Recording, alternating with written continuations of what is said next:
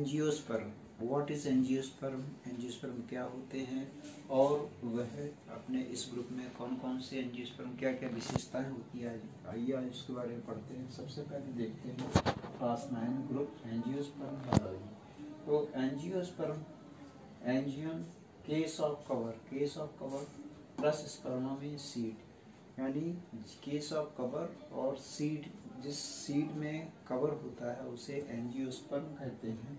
और मेनली हम लोग क्रॉप्स के देखते हैं। क्रॉप्स में सबसे पहले खाद्य फसलें जो आती हैं गेहूं और चावल।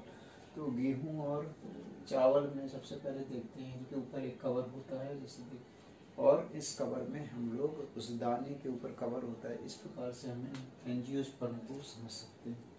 दूसरा आता है plants can be herbs, shrubs और ट्रीज।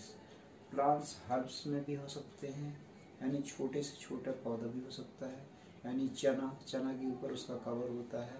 हर्ब्स में आते हैं, श्रब्स में झाड़ियाँ होती, झाड़ीनुमा पौधे होते हैं, और ट्रीज जो बड़े बड़े पौधे पेड़ होते हैं, उन्हें ट्रीज में भी ये तीनों प्रकार में पाए जाते हैं। तीसरा आता है मे बी डिसीडियस और एवरग्रीन, एनुअल, बाइनोमियल और पेरिनियम। तो यह एक वर्षीय, द्विवर्षीय और कुछ ज़्यादा वर्षीय भी हो सकते हैं पौधे, फुल वर्षीय पौधे भी हो सकते हैं। तो एक वर्षीय, द्विवर्षीय और कई वर्षीय पौधे भी उनके ये हमेशा हरे भरे होते हैं और डेसिडियस होते हैं।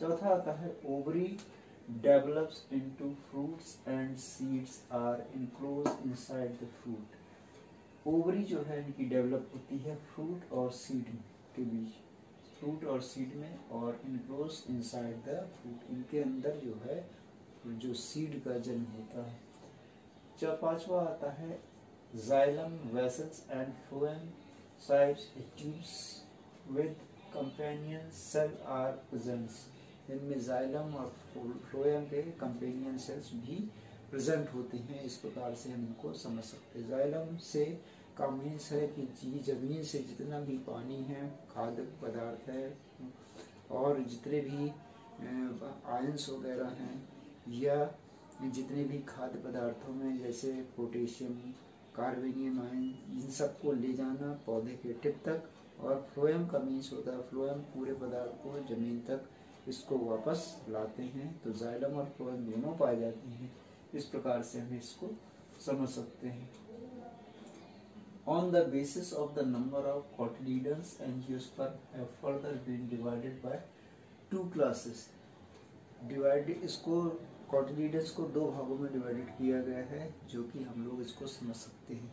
सबसे पहले एक जैसे चावल का पौधा मोनोकॉट प्लांट होता है, और इसमें जो गेहूं का जो पौधा होता है वह जो है ये डाइकॉट प्लांट में माना जाता है। तो मोनोकॉट और डाइकॉट दोनों प्रकार के पौधे होते हैं। तो angiosperm further divided to classes, monocotyledons and dicotyledons. दो प्रकार के मोनोकोटिलिडन्स और डाइकोटिलिडन्स पाए जाते हैं। जैसे इसमें देख सकते हैं चावल का एक पौधा है, इसमें देख सकते हैं इन्फ्लोरेसेंस जो होता है इनके ऊपर टिप पर आता है। यहाँ छोटे छोटे जो है फल लगना है, इसके ऊपर क्रॉप लगी हुई, तो ये इन्फ्लोरेसेंस होता है। ये हरी हरी लीव्स होती हैं, तो ये मोनोकॉट प्लांट में आता है। और डाइकॉट प्लांट में यहाँ छोटे छोटे फ्रूट्स लगे हुए होते हैं, जैसे सरसों का पौधा ये इस प्रकार का, और यहाँ इसको डाइकॉट प्लांट कहेंगे। यहाँ पर ये स्टेम है, फ्रूट है, फ्लावर, टर्मिनल बड्स है, पेट्यूल है, नोट्स है, प्राइमरी रूट्स, टेक रूट्स और टर्सरी रूट्स। तो इस प्रकार से हम मोनोकॉट और डाइकॉट प्लांट्स को समझ सकते हैं। Thank you.